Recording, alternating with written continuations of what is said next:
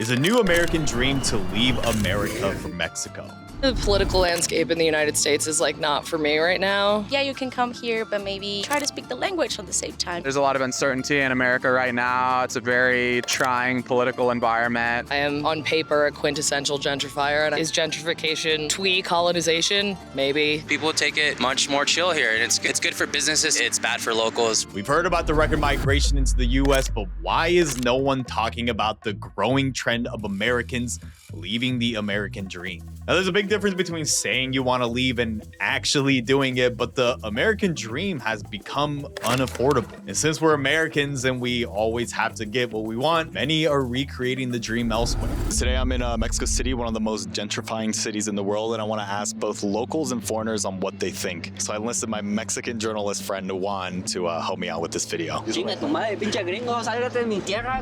I'm curious, what made you do the big jump, potentially moving all the way to a different country? I mean, definitely the political landscape in the United States is not for me right now. With Trump winning, I'm guessing? Yeah, just sort of the move towards conservatism, and I am on paper a quintessential gentrifier, and I think all that you can do is At least you're honest about it. I don't feel culturally connected to the place that I was raised. Is gentrification twee colonization? Maybe. Is it fucked up? Yeah. Can I personally do a lot to change that? I don't know. I don't think it should be a personal burden. I think that that's a systemic issue. Do you think then gentrification, in a lack of better words, because it's kind of like the natural way of life, in some ways, even this city has been gentrified years before Americans and Canadians came, right? Certain neighborhoods that used to be bad got turned good. It's kind of like the downsides of progress. You're kind of leaving the little people behind. It all comes down to the policies the government is making, because if the policies prefer people with money being the ones who benefit the most, then gentrification is going to be the main issue in many of the big cities, like in Mexico City. I'm here with my fellow Chino brother in Mexico City.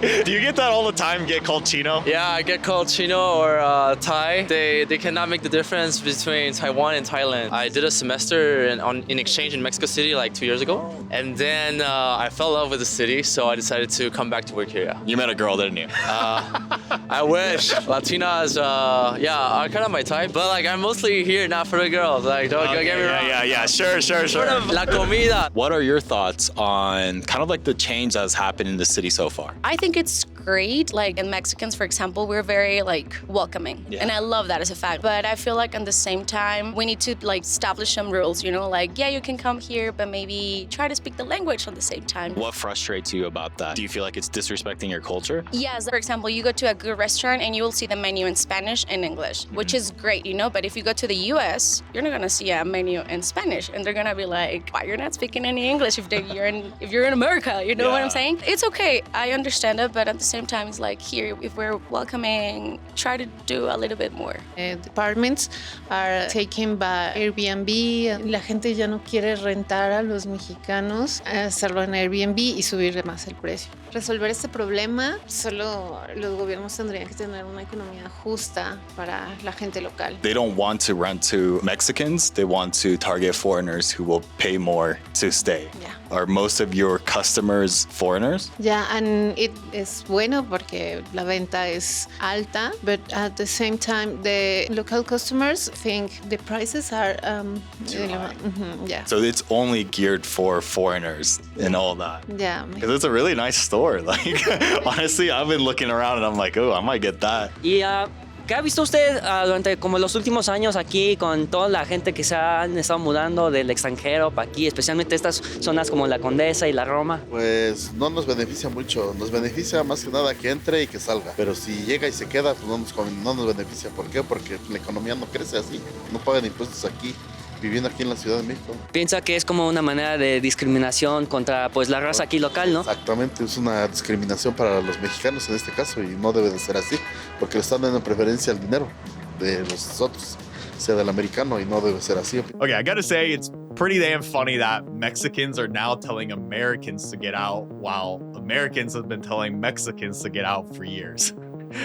See, we're a lot more alike. Just how gentrification is happening in Mexico City, like in neighborhoods like Roma Norte, it's happening and has already happened in many areas in the US. All right, like look at where I live in Austin. The same neighborhood used to look like this. They even now have a Whole Foods, a Target, and one of those restaurants that has this sort of decor inside. If you see graffiti anywhere in the city that looks like the city paid someone to do it, yeah, gentrification cooked the fuck out this city. You don't need me to tell you this, but rent has exploded while half of Americans live paycheck to paycheck, and the American dream of having the house with the white picket fence and 2.4 kids has become unaffordable. Now we live in a different age and Americans have more choice than before. Instead of continuing to pay high rents or moving to a shitty state like Nebraska or Iowa, the younger generation are becoming digital nomads, which now makes up around 13% of the US workforce, and it's increasing every day as more jobs can be done from anywhere. And it's also becoming just as important to have the right tech to be able to use everywhere. That's why I use my sponsor Raycon to stay locked in. I don't know if it's just me, but I low-key like working in loud-ass coffee shops, and I also use them while working out to listen to podcast episodes of guests that I'm about to interview. This isn't has active noise cancellation and awareness mode to hear surrounding sounds if I want to. It genuinely helps my ADHD ass to focus, and I can use it all day with a 32-hour battery life. And it also helps to have a protective case just like this one. And it also helps that it's half the price of other premium brands,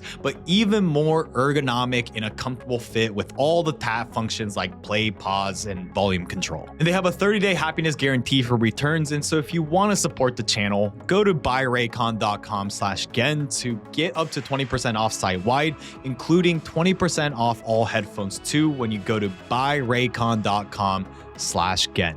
And now back to the video. Well, anyways, yes, I get it. I know that we can be loud, annoying, and dressed like dorks, but when countries like Costa Rica and Spain are literally creating digital nomad visas that specifically target higher income earners like Americans to come live and spend their money in exchange for tax exemptions and longer stays, can you blame us for taking advantage of that? I mean, if you had a good passport, wouldn't you be doing the same damn thing? But as you'll see, all this is a lot more complicated than blaming digital nomad bros and greedy landlords. Because even though Channel 5's video was undeniably great, I think it failed to look at the common thread that's causing both the death of the American dream and the gentrification in Mexico. Because what he failed to talk about is the growing entity that's starting to own everything and everywhere. And so we'll get into that. But first, what's been the impact of all this? There's obviously a bit of tension, right, between locals and the foreigners that are moving here. What would you say to if Mexico wanted to just keep Mexico City for Mexicans? It's not my culture and it's not my place to fully understand that. So I would never, tell a Mexican what to say or think or feel about their space. There's like the classic trickle down of certain types of people finding a place and then sort of taking it over from people who've been living there for a long time. And that's very real. And I recognize my role in that. And I also do what I can within the context of the life that I have, where I have to be somewhere, and I'm figuring out how to do that in a way that feels like home and that feels respectful and correct. Have you guys received like any hostility from like locals or anything like that? What do you feel like is like the general sentiment toward you guys as foreigners? Yeah, a lot of hostility and like really, like in the community, right? You mean like hostility is like people that don't like you. Oh, like that. Oh. Oh, so the opposite. So you've been getting a lot of like no, that's hospitality. Yeah. No, not that much. No, some looks, but no, not really. Do you guys think in a way gentrification is kind of like inevitable? It happens, I guess, right? Yeah. As foreigners with a European salary, we live in a 3-bedroom apartment, and then we have someone dying of hunger below our window. It's like, yeah, it's not nice to live for any side. I guess like where I'm going with that is, do you feel like that also plays into foreigners being treated better, especially if like they're white? Yes. Definitely. For example, in restaurants or like if you go into a nightclub, if you're not dressed up in a certain way, you can never go in. What's in our heads, in our minds, like trying to treat foreigners better than locals. And I think that what could make the difference, starting with us, like we're all the same, it's okay. You're a tourist. You're very welcome, but why? I'm just a Chino though. No, you're not Chino. So it's obviously not just the US or Mexico where owning a house is becoming more of a luxury than ever before. But why is it that one of the richest and biggest countries in the world, how do they not have enough space and land for housing? Well, one big part of it is the hypocrisy.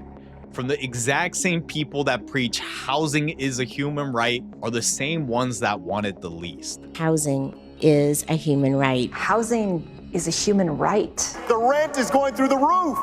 Housing is a human right. Look, it hurts me to say this, but here's a perfect example from literally the greatest shooter of all time, and it's all in this email. What's up, everybody? Stephen Curry here. Stephen Curry has a $240 million net worth, and deservingly, he lives in Atherton, California, which is the most expensive zip code in the US. And he's voted blue his entire life, a party that has traditionally supported affordable housing. But this is where it gets interesting. Due to an ongoing housing shortage in California, when a plan was proposed recently to build 16 multi-family townhomes that are affordable next to his house in Atherton, guess who was the first one to oppose it? In this email to city officials, he wrote, "We were pleased when the December meeting concluded with leaving multi-family housing off of private properties, and that there are major concerns in terms of both privacy and safety with 3-story townhomes looming directly behind us." Clearly, he wasn't in support, and it seems like the other residents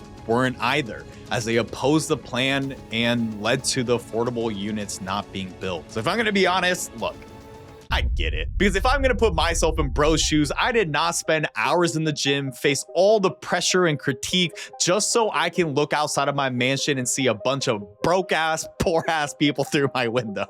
Making sure families can be taken care of during the most precious times. But in all seriousness, what it shows is how hypocrisy is contributing to keeping the housing supply low while making sure your rent and existing real estate value stays high. And it's why y'all need to stop listening to what people say, but what they do, and especially with their money. But at the same time, is it really fair to blame an individual like Steph?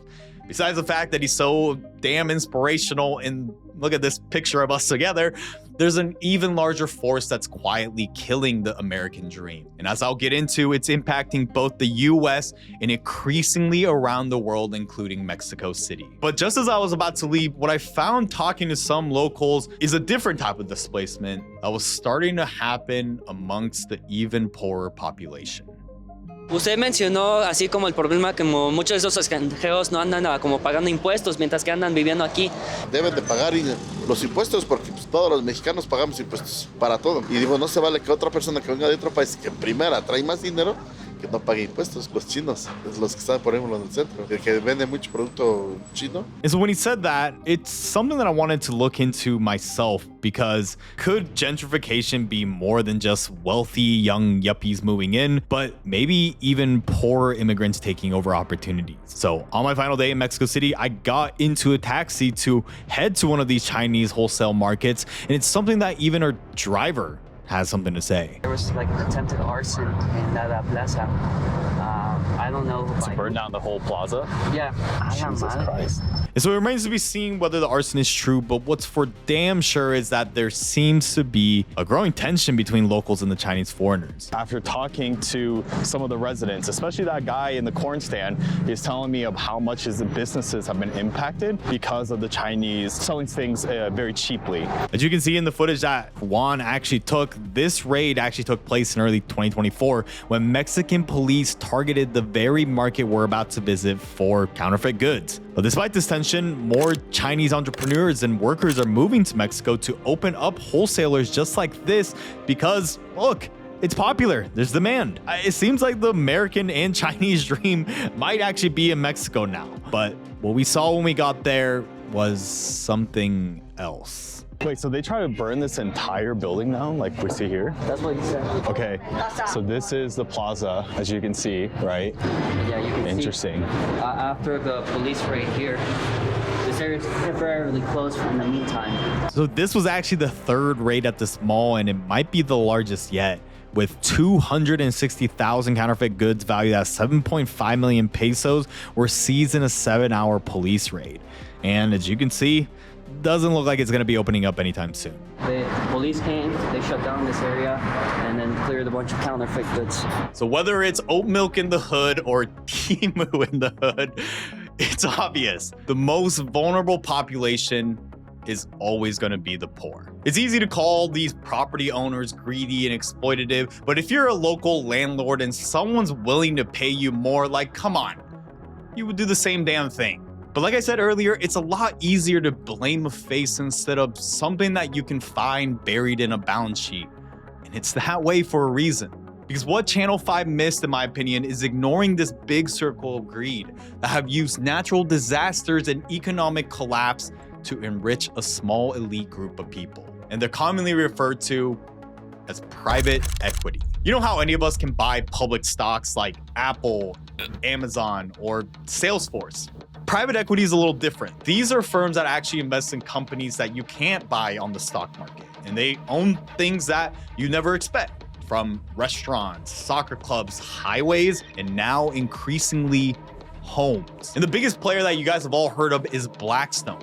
They own over 80,000 single-family homes, 149,000 multifamily apartments, 13,000 mobile home lots, and now 144,000 student housing beds, making them the largest rental landlord in the country. And as you'll see, this is all by design on why every apartment looks the damn same and continues to attract the same type of people in these different gentrifying areas. Because what they do is they target neglected, affordable housing, renovate it into luxury units, and market it to wealthier tenants. Sound familiar? But if we're gonna talk about exploitation, we have to talk about timing. Like, look at this graph. Why do you think rent has exploded right after the 2008 financial crisis, the recent pandemic in 2019? Because the big play for private equity is specifically targeting these moments of crisis to buy foreclosed single-family homes and apartment complexes in devastated lower-income areas at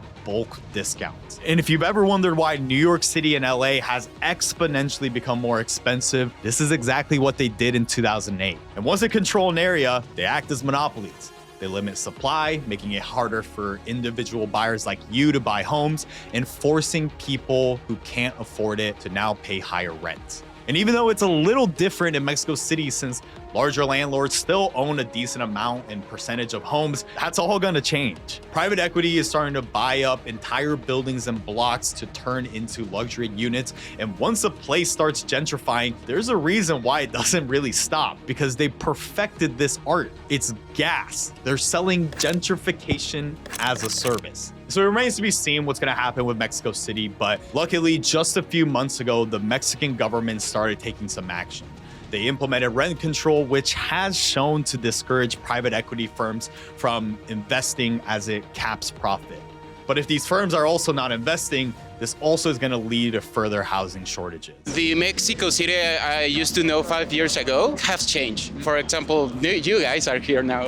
Yeah, fucking making videos, asking dumb questions. Also the prices. 5 years ago, the rent was not that high. I know a lot of friends who have to change a lot from houses because the rents just keep getting higher and higher. I get paid what people get paid here, and pay the taxes that people pay here. So it's like, I get where the frustration comes. I've had to move several times and really stretch out my budget, and it's literally because the owners of the buildings, there's no rent control or anything like that, so they'll just spike up rents, or if not, it's cheaper to rent out an entire apartment for, I don't know, like $500 that someone's gonna pay for like a whole month. The rents just keep getting higher and higher. Yeah, recently I just helped a friend to move out because she found a better place. Vivo en la orilla del Estado de México. Y eso aproximado de 2 horas. ¿Y como cuánto normalmente gana su negocio aquí de lotes? Como puedes vender 1,000 pesos, por decirlo así. O sea, varía mucho. O sea, por lo mismo de que las ventas ahorita están muy bajas. Porque si no hay dinero, pues, ¿cómo voy a vender si no la gente no tiene? So I don't mean to end this in a depressing note, but if you ask me, I think the American dream is still alive, but probably a better way of looking at it is that it's been gentrified. What used to be a reality if you worked at the local factory to come home just in time to beat your wife and eat your dinner in the house that you own is slowly becoming unachievable. Now, even for those who got the degrees and worked a 9 to 5 of circling back and level setting. It's this never-ending pursuit of progress and innovation that's driven American greatness for as long as we know it. But if you leave it unchecked, it's the very thing that's degrading our culture and soul. Like, have you seen the movies lately, or what other YouTubers beside me is putting out there? Because when money and comfort is everything, nothing is fulfilling until we can have a Whole Foods, Target, and a Pilates studio in every block in Mexico. Obviously, I'm trolling in that part, but am I that far off? Just days before his inauguration, the now 47th president of the United States, who's already a billionaire, by the way, released and pumped his Trump meme coin. And 17-year-olds who timed it right and got lucky made the average American salary in the matter of hours. So that makes you question, what even is the American dream anymore? What made you move here from the US? I've been living here in the city for I think about 3 years. The pandemic, man. I'm a chef by profession. At that time, none of us could really work, and I had to stretch out my money. It was an easy transition for me to move here. Point is, whatever it is now different, but just as always, those who adapt are those who succeed. And you'll hate me for saying this, but it's increasingly becoming obvious that it's a lot more expensive now to be poor. You ever get so broke that the bank starts charging you money for not having enough money? It's fucking broke, man. Because with AI and technology growing, the gap is only going to grow between those who know and those who don't. And if there's anything that you should take away from this video is that those who know will run laps around those who don't. And in this world of hypocrisy and change, I think the stupidest thing that you can do is bank on a promise from the past, because even if you achieve it, you might wake up one day and realize that you were sold a dream that wasn't even yours in the first place. Because just like every millionaire that becomes rich and then says it's not about the money, the American dream today is getting to realize that before it's too late. That's why, to ride that wave, I'm announcing the Gen meme coin, and you can buy it in my link in the description. You know what's actually hilarious is that as I was filming this, I actually got hacked. Like, this was the actual hack thing. And in this goddamn white monkey that I hired to edit was the one who compromised my account. So everybody say L white editor. But in all seriousness, is exactly what this channel is going to be focusing on moving forward, to help you learn the ins and outs of money, power, and corruption, because we may not be able to change the system. I'm not going to delude you from that, but we can all play the game better by knowing more about it. So follow along if you're excited for this new vision for this channel, and also look in the link in the description for the newsletter, which will also be rebranding to fit this new direction. And I think that if YouTube gets it right, you'll also like this next video too.